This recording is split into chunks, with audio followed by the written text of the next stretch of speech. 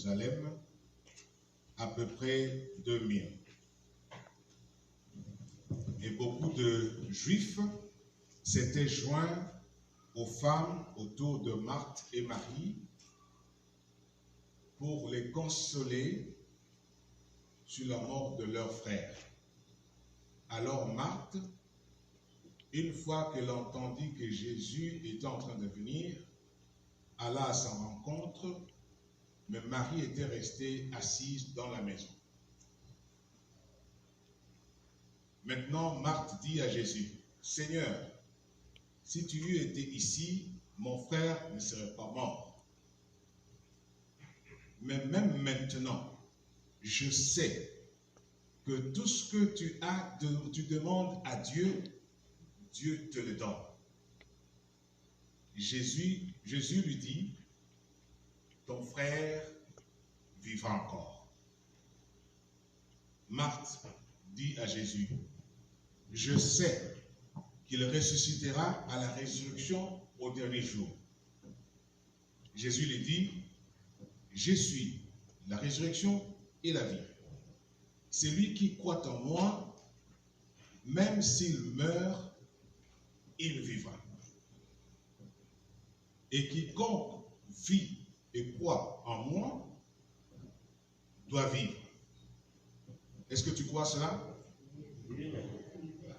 Alors il répondit, « Oui, Seigneur, je crois que tu es le Christ, le Fils de Dieu, qui devait venir dans le monde. » Amen. Amen.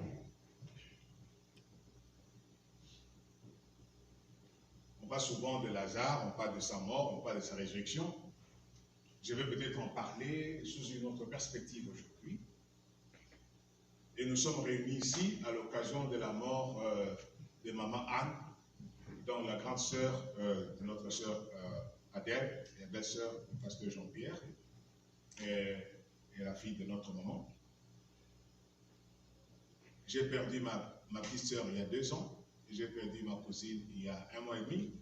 Donc je suis bien placé pour comprendre ce qui se passe dans le cœur, dans la tête de ma sœur Adèle, du pasteur Jean-Pierre et de toute la famille.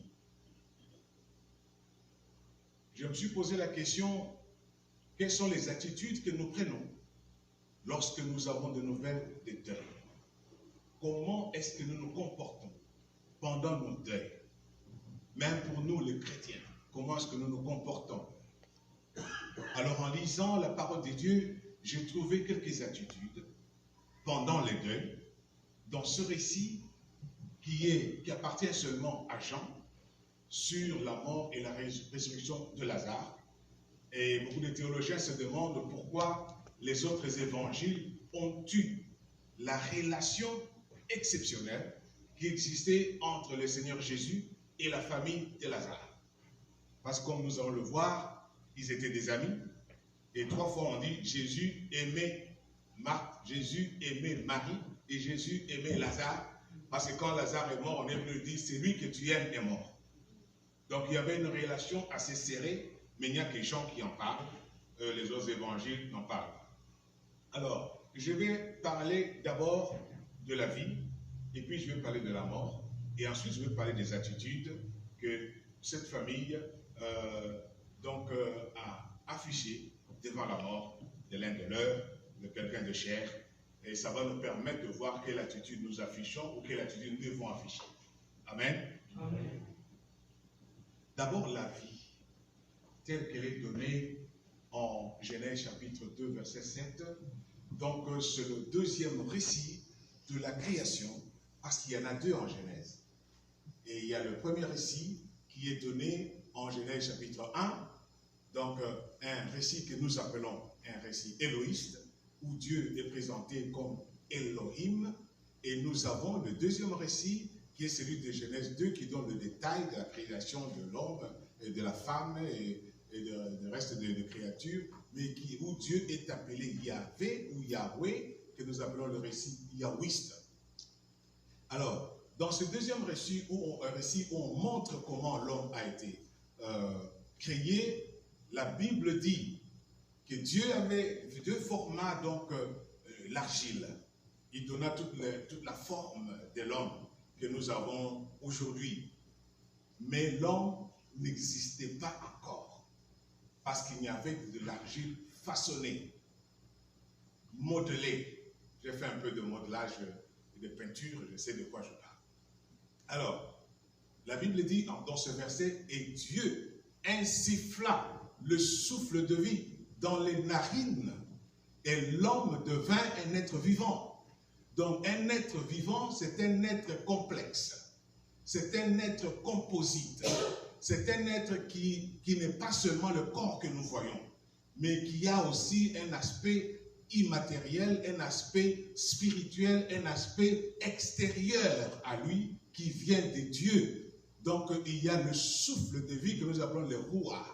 Ruach, ce n'est pas le vent ou l'air comme l'air de la météo, mais c'est l'air ou le vent qui ne vient que de Dieu. Et donc, un vent circulaire, lorsqu'il entre dans le poumon de quelqu'un, il fait circuler toute la vie. Le sang, le tout commence à fonctionner parce que cet air-là anime. C'est pourquoi les latinistes appellent anima, ou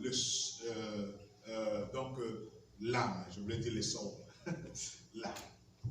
Ça anime. Qu'est-ce que cela veut dire? Ce que ça veut dire, que la vie que nous avons ne nous appartient pas. Amen. Je ne sais pas combien ça que nous vivons aujourd'hui, mais la vie que vous avez ne dépend pas de vous, elle ne vient pas de vous, vous n'avez rien fait pour l'avoir. C'est un élément extérieur, externe à vous-même, qui vous a été donné comme une grâce. Alors je pense que la vie est ce qu'on appelle par les anglophones un loan. C'est un prêt. C'est un prêt que Dieu nous a fait. Et il peut le prendre à n'importe quel moment. Alléluia. Amen. Alors nous devons rendre grâce à Dieu pour la vie que nous avons parce que c'est un don de Dieu. La création le dit que c'est Dieu lui-même qui insuffla le souffle de vie dans l'argile qui était façonnée et l'homme devient un être vivant. Alors un être vivant, je ne veux pas entrer dans beaucoup de philosophie, un être vivant, c'est un être qui est assujetti au temps. On ne peut pas être vivant sans être assujetti au temps. C'est pourquoi je suis en train de faire des recherches sur Dieu pour voir si c'est un être. Parce que si c'est un être, il doit être assujetti au temps. Or, il est éternel. Alors, il faut que je comprenne sa substance et sa nature. Mais, l'homme devint un être vivant, c'est-à-dire que son métabolisme est maintenant animé, il commence à fonctionner, il commence à respirer, alors il a la vie. Donc, le principe de la vie vient de l'extérieur. Et même sur le plan, maintenant, après la création de Dieu, il y a la procréation que nous les hommes, nous faisons. Ta vie ne t'appartient pas. Tu n'as jamais choisi de venir au monde. Il y a des gens qui se sont aimés, qui se sont mis ensemble pour que toi tu existes. Donc même ton corps, ton hérédité, ta génétique, ça ne vient pas de toi. Ça vient de tes parents. Est-ce que tu comprends quelque chose? Et le souffle de vie vient de Dieu. Donc tu ne t'appartiens pas à toi-même. Tu n'as aucun contrôle ni sur ton corps, ni sur ta génétique, ni sur ton origine, ni sur ton âme, ni sur quoi que ce soit. Par conséquent, je comprends ce que Ecclésiaste dit dans chapitre 8, verset 8, que personne n'a le contrôle sur son souffle de vie. Amen. Amen. Parce que si maman Anna avait le contrôle sur son souffle de vie, elle ne serait pas morte. Si sa sœur, qui est ici, maman Adèle, avait le contrôle sur le souffle de vie de sa sœur, elle ne serait pas morte. Si le pasteur, avec toutes ses prières, toute son onction, avait le contrôle sur le souffle de vie de maman Anne, elle ne serait pas morte. Si la maman ou tout le monde avait ce contrôle, même son mari, Samy, qui est mon homonyme, elle ne serait pas morte. C'est pour vous dire que nous sommes limités dans ce que nous pouvons faire de notre vie et ne nous appartient pas. Et peut nous échapper à n'importe quel moment. C'est pourquoi souvent quand les gens parlent et disent, comme Job a dit, Dieu a donné, Dieu a repris, et que son nom soit sanctifié, c'est-à-dire qu'il reconnaît l'origine de la vie, l'origine des bénédictions, l'origine des enfants, de l'argent, de tout ce qu'il avait, ça venait de l'extérieur, c'est-à-dire ça venait de Dieu comme une grâce, comme un don. alors Dieu peut reprendre cela à n'importe quel moment. Donc, nous n'avons pas le contrôle. C'est-à-dire, deux fois, nous pouvons nous fâcher, nous pouvons pleurer, ce qui est normal. Parce que Dieu nous a créés avec des sentiments, avec des émotions. Il nous a créés avec des larmes pour pleurer. Ce n'est pas mauvais de pleurer. Je vois beaucoup de chrétiens qui disent, on ne peut pas pleurer, on va remercier Dieu. On peut pleurer. Parce que Jésus lui-même pleura. Donc, il n'y a pas de péché à pleurer. Donc, c'est parce qu'il y a quelque chose qu'on appelle des griefs. Si tu gardes de l'amertume, tu ne pleures pas, tu ne fais pas sortir cela, les stress là vont te poursuivre. S'il faut pleurer, il faut pleurer sérieusement. Ça ne dérange pas Dieu. Amen. Ça ne dérange pas Dieu. Il ne faut pas avoir honte de pleurer pour montrer que tu es plus spirituel parce que tu ne pleures pas. Non. Tu as un corps, tu as des sentiments, tu peux pleurer. Jésus pleura. Ok? Et dans la Bible, il y a eu des femmes qui étaient des pleureuses. Donc, ce n'est pas un péché de pleurer. Ça, c'est vrai. Et puis, des deux, donc, nous devons savoir qu'une fois que vous donnez naissance à votre enfant, il vous échappe.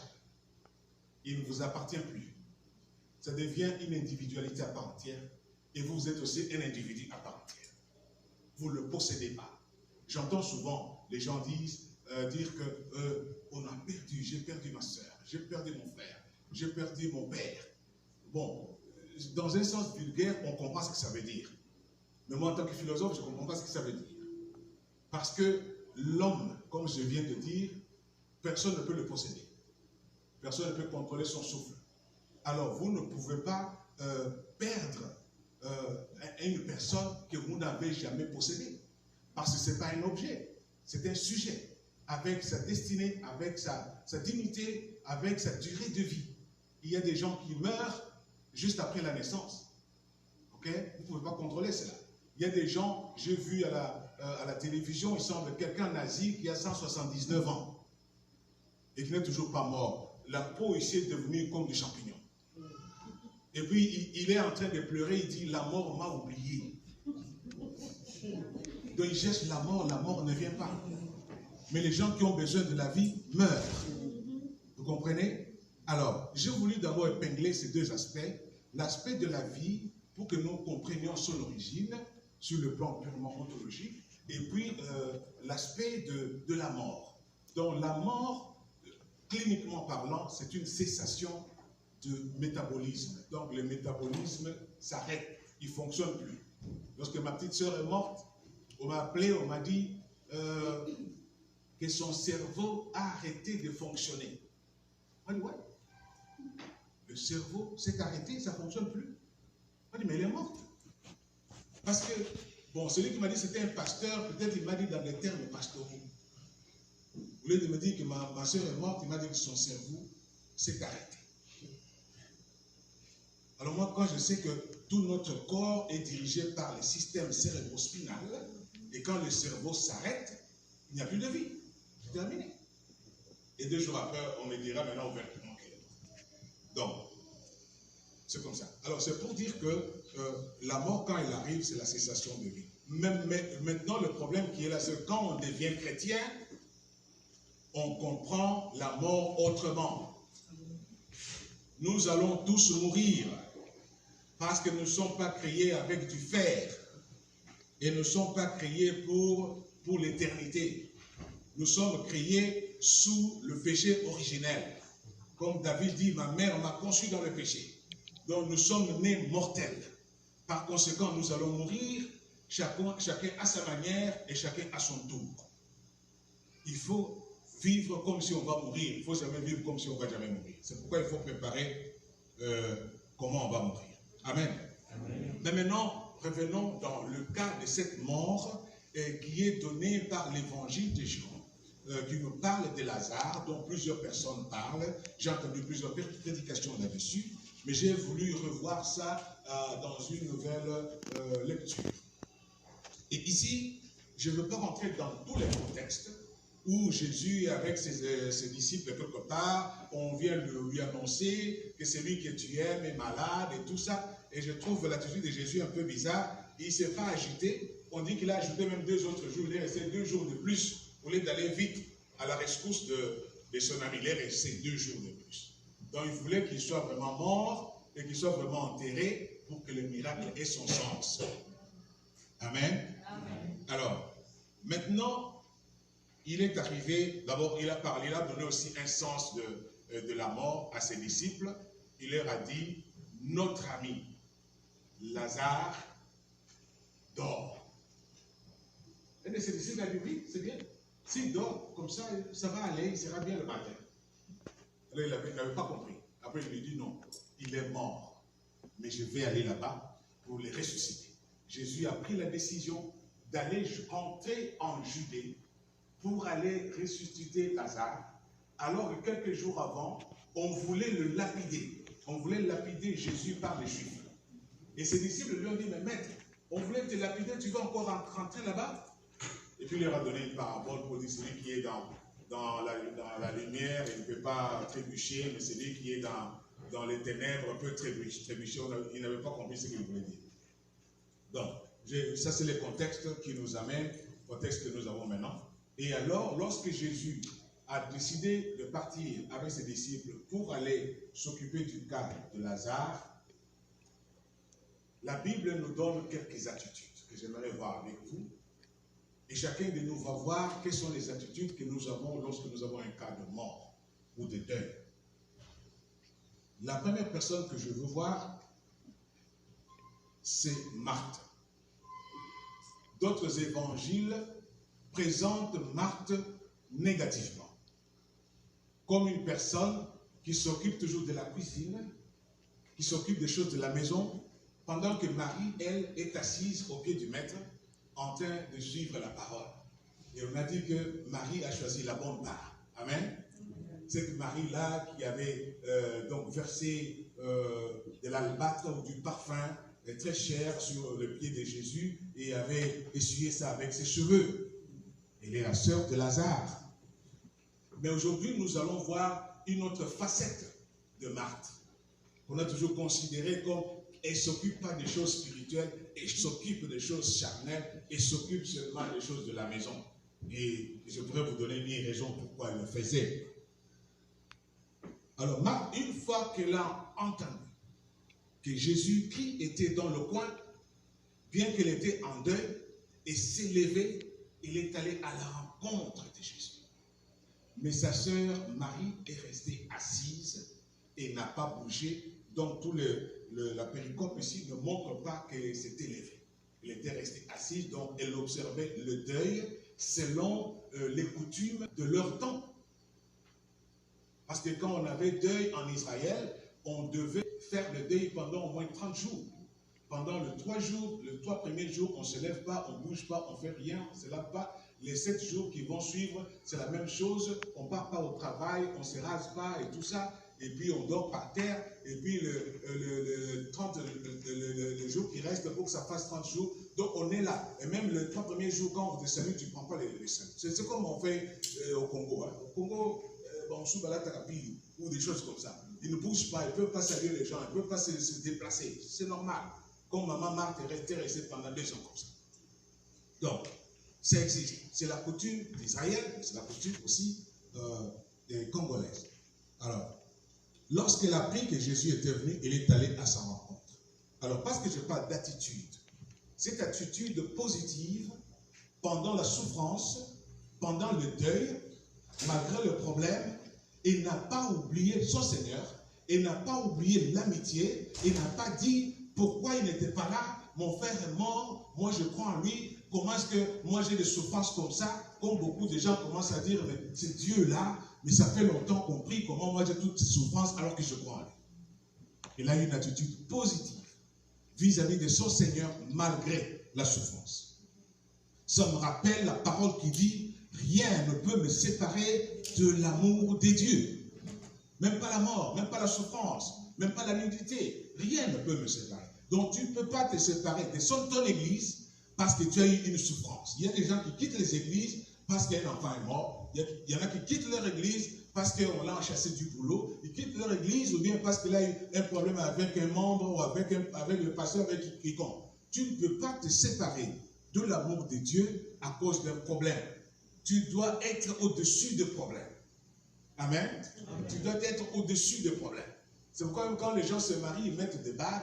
une bague en or qui ne peut pas se couper pour montrer que c'est une relation qui ne se coupe pas, quelles que soient les situations. C'est-à-dire que tu es au-dessus, donc l'alliance que tu as faite est au-dessus de tes situations. Et l'alliance que tu as faite avec Dieu est au-dessus des situations. Donc tu ne peux pas changer ton alliance parce que tu traverses le désert. Non. Au contraire, le désert doit te rapprocher de ton Seigneur. Hallelujah. Je ne sais pas si je parle à quelqu'un aujourd'hui, mais je parle à quelqu'un qui peut être en train de traverser un problème de deuil ou un autre problème, une souffrance, mais il a des attitudes, c'est pas quelle attitude prendre, ou prendre des attitudes négatives, tout simplement parce qu'il est stressé, parce qu'il est déçu, parce qu'il est découragé. Mais j'ai une bonne nouvelle pour vous, même si vous vous découragez, le Seigneur ne va pas vous décourager sur vous.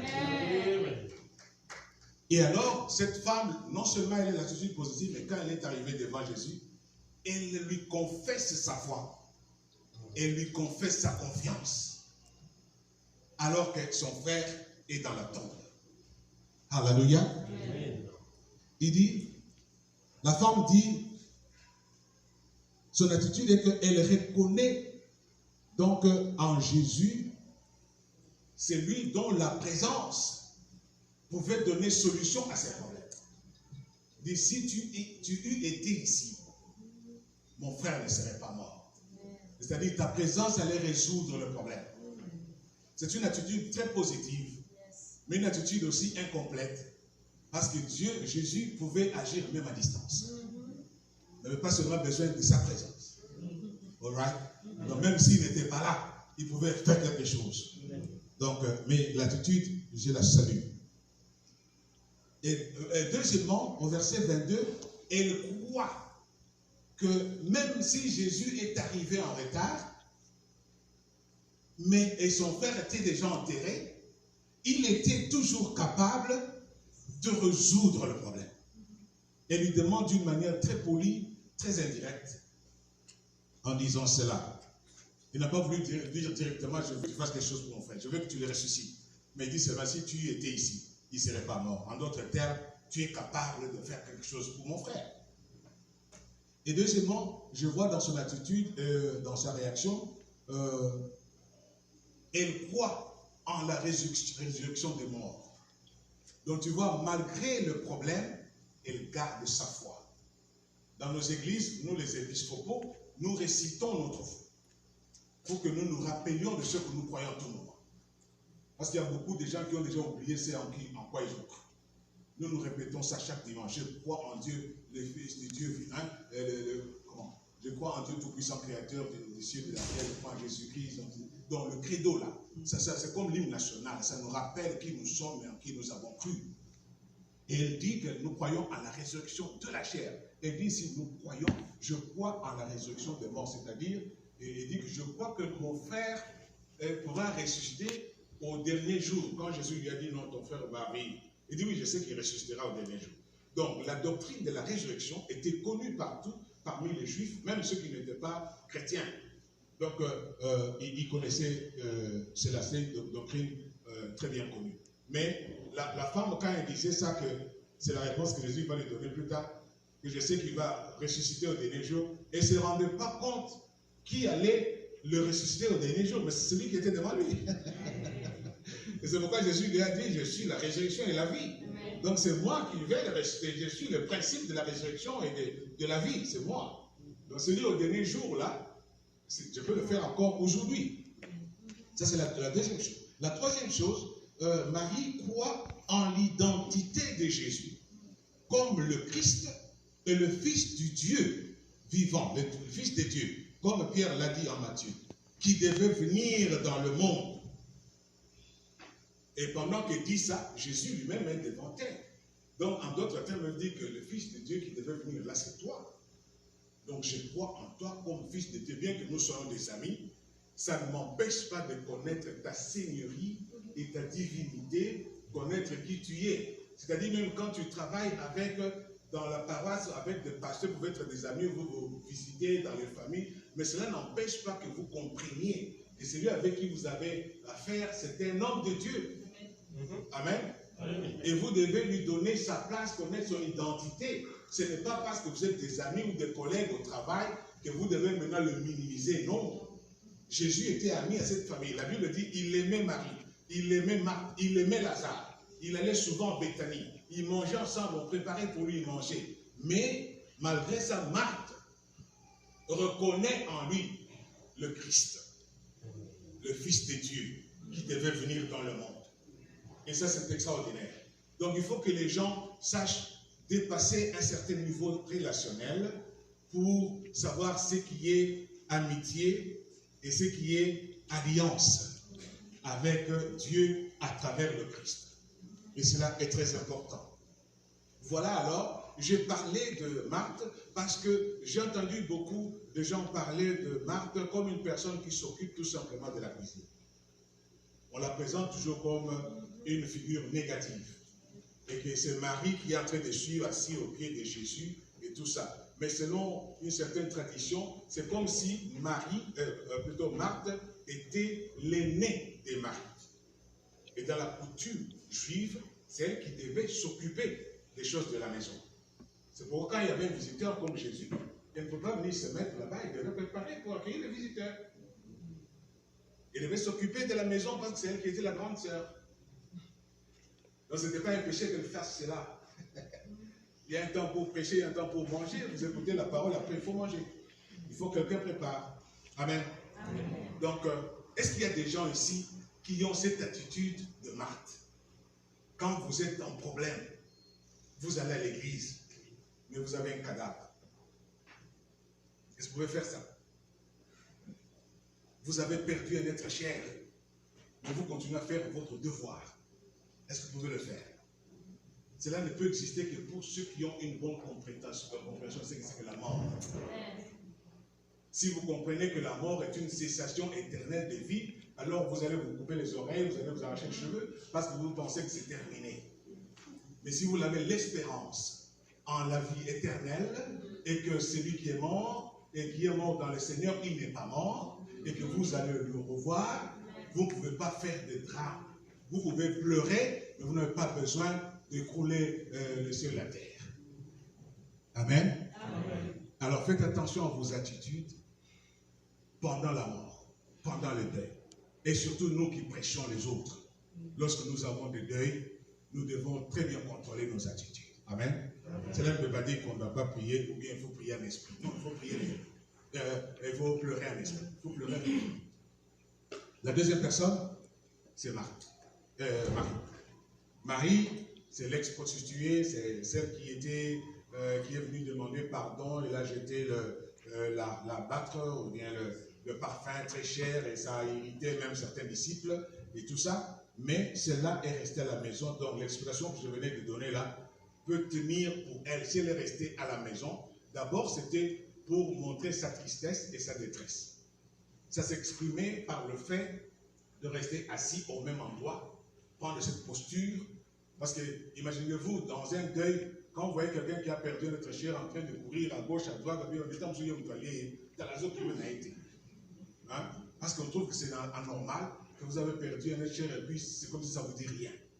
Amen. Alors, elle devait rester là-bas pour observer la coutume et observer les deuils et n'a pas bougé du tout. C'est une attitude quelque peu négative, mais c'est aussi une attitude socialement responsable. Parce que les coutumes ne sont toujours pas mauvaises. C'est Dieu qui a, à partir d'un seul homme, réparti les gens sur toute la surface de la terre. Ce n'est pas le diable. Alors, si tu as une tribu où tu as des traditions, une certaine manière de faire des choses, il ne faut pas considérer ça comme diabolique. C'est ta culture. La culture n'a jamais été diabolique. Amen. Moi, mes ancêtres n'ont jamais rencontré le diable. Je ne sais pas les vôtres. Donc, parce que tout ce que Dieu a créé est bon et les coutumes, c'est ça, c'est qui me définit. Quand vous allez chez les Chinois, ils ont leurs coutumes. Et nous-mêmes qui refusons nos coutumes, nous adoptons les coutumes des autres. Nous commençons à faire ce que les autres font chez eux et nous disons que ce qu'on fait chez nous, c'est satanique. Ok. Et maintenant, un autre groupe qui a réagi à ces deux, c'était les Juifs. La population. Comme ils étaient seulement à 2 miles de Jérusalem, donc ils pouvaient venir facilement. Relatif, comme on dit, donc les amis, les connaissances et tout ça sont venus comme vous êtes venus là. Et ils sont venus pour deux raisons. Ils sont venus pour consoler. Amen. Amen. Ils sont venus pour consoler les deux sœurs concernant leur frère qui était mort. Mais ils sont venus aussi pleurer avec eux. Vous comprenez? Parce qu'en Afrique, quand quelqu'un est tendu, il pleure. Les autres qui arrivent, ils pleurent aussi, même s'ils ne connaissent pas la personne. Parce que vous savez, en Afrique, nous sommes frères tous. Et l'histoire et l'historiographie africaine montrent que nous sommes venus tous de la même origine, donc dans les grands lacs où nous sommes, nous les Congolais, vers la Tanzanie. Et on est monté vers l'Éthiopie et l'Égypte. Et de là, après Alexandre le Grand et tout ce qu'il y a là-bas, on nous a dispersés à travers le monde après l'arrivée aussi des Arabes. Mais nous sommes tous le seul et même peuple, même les Blancs. Parce que tous les Blancs sont noirs, vous savez ça, non? Alléluia. Vous savez que tous les Blancs sont noirs. Ce sont seulement des Noirs qui ont perdu la pigmentation. C'est tout. C'est ce qui a fait de Blancs. Mais ils sont tous venus de Juifs. Ce n'est pas mon sujet. Bon, alors, ceux-là sont venus pour consoler et ils sont venus aussi pour pleurer. Je rêve du temps où Raleigh était une ville où les gens pleuraient les autres, où les gens se mettaient ensemble quand il y avait une situation de deuil. C'est ce qui m'a fait partir de Burlington pour venir à Raleigh. Mais aujourd'hui, cette Raleigh-là, je ne la vois pas. Quand il y a un problème, voilà, les bancs sont vides. Mais quand moi je suis arrivé ici, c'était une Raleigh où quelqu'un pouvait mourir dans un autre état et les gens des Raleigh cotisaient pour aider là-bas. Et quand il y avait des problèmes, on pouvait facilement faire sortir $20 000 pour envoyer un corps en Afrique. Mais c'est comme si cette histoire n'existe plus. Je crois que les Juifs, dans cette attitude, peuvent nous apprendre quelque chose. Et maintenant, il minimise la maladie. Et après, lorsqu'on vient lui dire qu'il est mort, il dit qu'il dort. Et ensuite, quand il voit que les disciples ne comprennent pas, il dit il est mort, mais je vais aller là-bas pour qu'il vive encore, pour les ressusciter. Donc ça, c'est un Dieu, comme il a dit lui-même, je suis la résurrection et la vie, il est le principe de la vie, l'auteur de la vie. Il sait que même si quelqu'un meurt, je peux le ramener à la vie. Ça, ce n'est pas un problème. Et ça, c'est une assurance pour ceux qui sont en Christ. Donc même si vous mourrez, mais vous croyez en celui qui est le principe de la vie, l'origine de la vie. C'est lui qui donne la vie. C'est ce Jésus-là en qui vous avez cru. Ça doit vous donner vraiment une grande assurance. Donc, mais Jésus, avec cet amour et cette assurance, il a pris le risque de rentrer en Judée, là où on voulait le lapider, pour aller ressusciter son ami qui est mort. Il n'a pas eu peur. Alors, lorsqu'on aime, on se sacrifie. Lorsqu'on aime, on prend des risques. Et c'est ce que Jésus a fait. Donc Jésus, quand il est arrivé, avant d'arriver là où l'homme était mort, donc je venais de le dire, là considérer la maladie comme n'amenant pas la mort, mais quand il est arrivé sur les lieux et que Marc est venu lui confesser sa foi, sa fidélité, même sa loyauté, dans les souffrances, dans les problèmes, Jésus a voulu lui faire voir. Et c'est ce que j'aimerais faire voir à quelqu'un aujourd'hui. Et que j'aimerais faire voir à maman Adèle, à toute la famille, maman Anne, à pasteur Jean-Pierre, à la maman, à Josh, à tous les enfants qui sont ici, que Jésus a le pouvoir de la résurrection. Il a ressuscité Lazare en tant qu'un Jésus physique, parce qu'il était là. Mais il va ressusciter maman Anne en tant qu'un Jésus qui est mort, qui est ressuscité, qui était ascensionné, mais qui est revenu. Amen. Il a ressuscité Lazare pendant ce temps-là parce qu'il était avec nous. Il va ressusciter notre sœur au dernier jour lorsqu'il reviendra. Parce que lui, il est la résurrection et il est la vie. S'il était facile pour lui de ressusciter Lazare en ce moment-là, il est autant facile pour le ressusciter au dernier jour. Amen. Ou bien si Marthe, en d'autres termes, donc croyait qu'il pouvait le ressusciter au dernier jour, donc Jésus a voulu lui montrer que ce que tu crois pour le dernier jour, je peux le faire aujourd'hui. Et il l'a fait. Et Jésus a ce pouvoir-là. Donc, quand quelqu'un croit en Jésus-Christ, cela ne veut pas dire qu'il est exempté de la mort physique ou naturelle. Il ne faut jamais croire que parce que vous êtes en Christ, vous n'allez jamais mourir. Non. Pourquoi il est mort? Comme le pasteur Epaphras est mort au Congo, il était combattant en France pendant longtemps. Il est allé, parce qu'on a dit tous, le réfugié politique peut rentrer en février, et il est mort à Kinshasa. On dit qu'il n'avait plus d'argent pour rentrer.